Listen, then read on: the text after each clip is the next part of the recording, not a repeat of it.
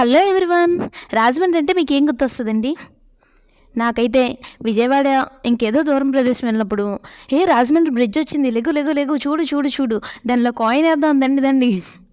ఇదే ఎక్కడున్నా కిటికీ పక్కొచ్చి కాయిన్ వేయాల్సిందే. కానీ రాజమండ్రి వచ్చాక గోదావరి బ్రిడ్జ్కే కాదండోయ్, గోదావరిలో దొరికే ఫ్రెష్ లైవ్ చేపకు కూడా ఫ్యాన్ అయిపోయానండి. ఈ గోదావరిలో చేప వంటకం అయితే ఇంకా సూపర్గా ఉంటుంది అనుకోండి. ఈరోజు ఎలాగైనా గోదావరి చేప వంటకం టేస్ట్ ఏంటో, దాని సీక్రెట్ ఏంటో కనిపెట్టేద్దాం అనుకున్నాం.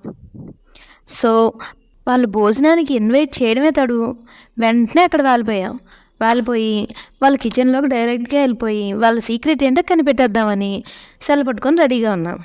ఫ్రెష్గా లైవ్ చేపను తెచ్చి ఉప్పు పసుపు వేసి నీట్గా క్లీన్ చేసేసారండి. ఫస్ట్ 2 టేబుల్ స్పూన్ల జీలకర్ర, 5 పచ్చిమిర్చి, 4 ఉల్లిపాయలు, 2 తెల్లుల్లి, 3 టమాటాలను తీసుకొని పచ్చిమిర్చి తప్ప మిగిలిన వాటిని మిక్సీలో వేసి పేస్ట్ చేసి 150 గ్రాముల చింతపండుని నీటిలో నానబెట్టి స్టవ్ పై కళాయి పెట్టి ఆయిల్ మాత్రం బాగా ఎక్కువ వేశారండో.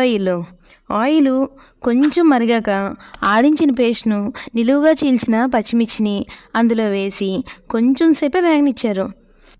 ఎక్కువసేపు ముద్ద వేగనీయకుండానే నీట్గా శుభ్రం చేసుకున్న చేప ముక్కల్ని అందులో వేసేశారు. ఇదేంట్రా ఎక్కువసేపు ముద్ద వేగలేదు, కర్రీ ఎలా ఉంటుందో అనుకున్నాను.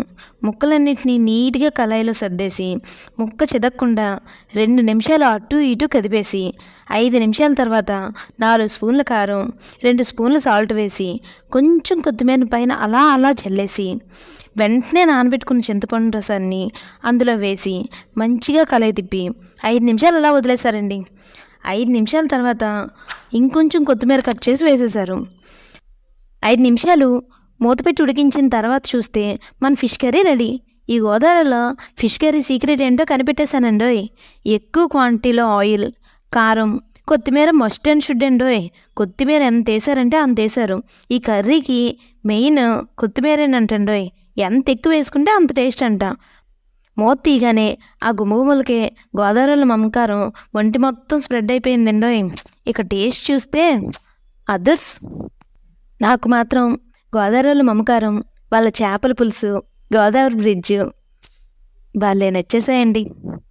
మా వీడియోస్ కానీ మీకు నచ్చితే please like, share and subscribe.